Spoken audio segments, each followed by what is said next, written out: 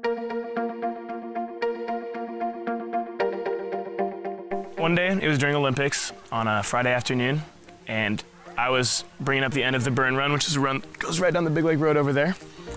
And I was bringing up the rear for the people who wanted to walk it instead of running it. They wanted to participate, but they didn't want to run.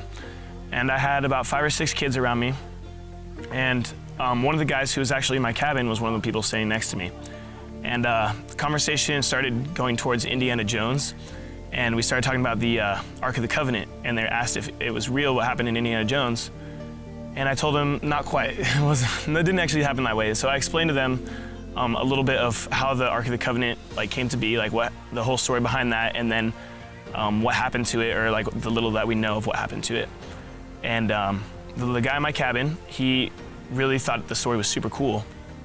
And so throughout the rest of the afternoon and on into Sabbath the next day, he asked me to continue to tell him Bible stories. After about an hour, I had 7 or 8 kids in a circle around me and 4 or 5 staff members listening to me tell Bible stories to everyone. And just the story of the Israelites. And I told a couple of New Testament stories, but yeah, and they really enjoyed it. And at the end of the week, he told me he had never heard any of these Bible stories before. He'd never had a Bible, and he thought they were really cool. And he said he was going to go home and buy a Bible so he could read more stories because he thought they were really great stories, and he was really appreciated me telling them to him.